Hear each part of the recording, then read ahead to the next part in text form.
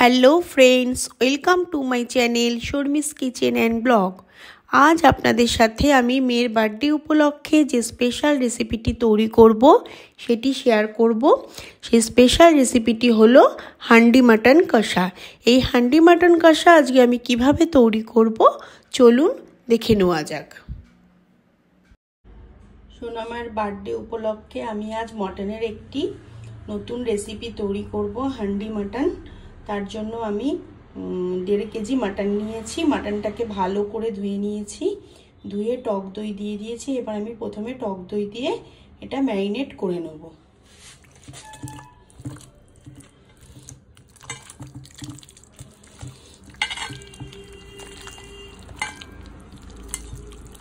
আধা ঘন্টা রেখে দিয়েছিলাম।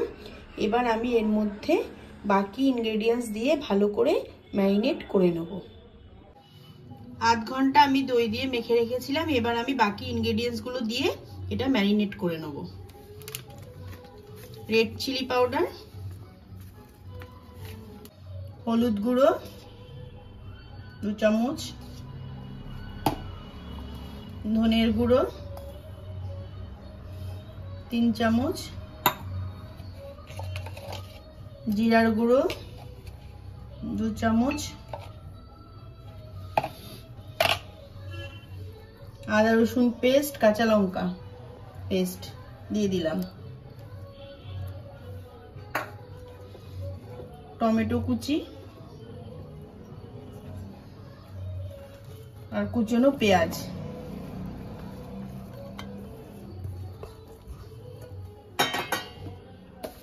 এবার স্বাদ মতন লবণ দিয়ে দেবো।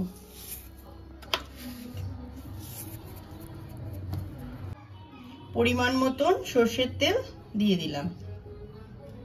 এবার আমি সবকিছু দিয়ে মাংসটা ম্যারিনেট করে নেব।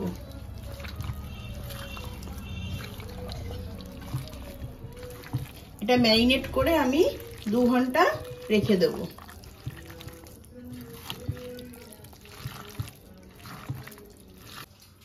গ্যাসে আমি মাটির হাঁড়ি বসিয়ে দিয়েছি। এর মধ্যে আমি সরষের তেল দিয়ে দিলাম। আমি আগে মাংসে কিছুটা সরষের তেল মেখে নিয়েছি, তাই এখানে অল্প করে দিলাম।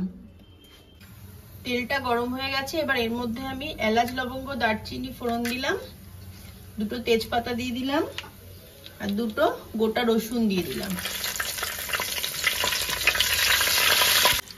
ফোড়নগুলো আমার হালকা করে ভাজা হয়ে গেছে। এবার আমি মাটনটা ম্যারিনেট করে রেখেছিলাম 2 ঘন্টা। এবার মাটনটা দিয়ে দেবো।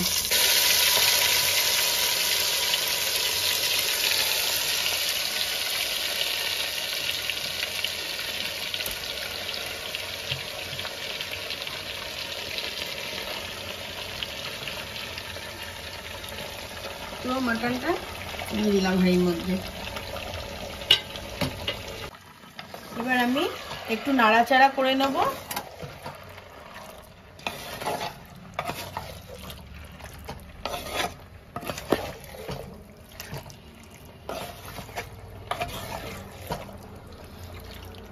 ফোড়নের সঙ্গে এটা আমি ভালো করে মিক্সড করে নিলাম।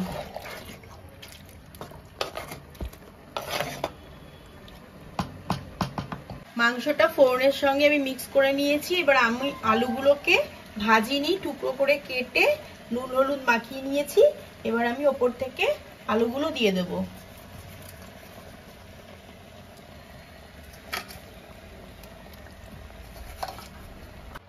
উপর থেকে আমি 4টে কাঁচা লঙ্কা দিয়ে দিলাম। এবার আমি ঢাকাটা দিয়ে ভালো করে মুখটা আটকে নেব। নিয়ে আধ ঘন্টা 40 মিনিট এটা দমে রেখে দেব। ভাপটা যেন না বেরিয়ে যায়, তার জন্য মুখটাকে ভালো করে একটু আটকে দিতে হবে। আধ ঘন্টা দমে দিয়ে তারপর আবার আমি ফিরে আসছি। ফ্রেন্ডস, আমি এটা আধ ঘন্টা বলেছিলাম, কিন্তু আমি এটা 45 মিনিট দমে রেখেছি। এবার আমি একটু খুলে দেখে নেব এটা কি হয়েছে।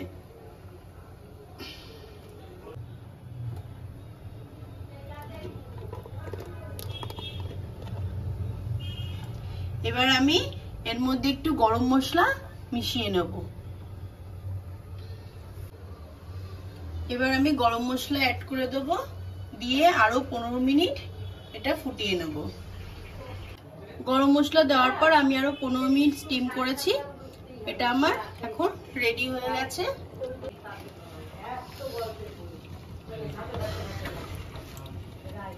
ফ্রেন্ডস, তাহলে আমার এই হান্ডি মটন রেডি হয়ে গেছে। এবার আমি এটা নামিয়ে নেব। ফ্রেন্ডস, আমার এই হান্ডি মাটনের রেসিপিটি রেডি হয়ে গেছে। আমার এই রেসিপিটি যদি ভালো লাগে আপনারা বাড়িতে ট্রাই করবেন আর আমাকে কমেন্ট করে জানাবেন কেমন লাগলো। আর আমার এই ভিডিওটি যদি আপনাদের ভালো লেগে থাকে তাহলে লাইক, কমেন্ট, শেয়ার, সাবস্ক্রাইব করবেন আর পাশের বেল আইকনটিকে ক্লিক করে রাখবেন যাতে নেক্সট কোনো ভিডিও ছাড়ার সাথে সাথে আপনাদের কাছে নোটিফিকেশন পৌঁছে যায়। আপনারা ভালো থাকবেন, সুস্থ থাকবেন। আবার দেখা হচ্ছে নেক্সট ভিডিওতে। টাটা।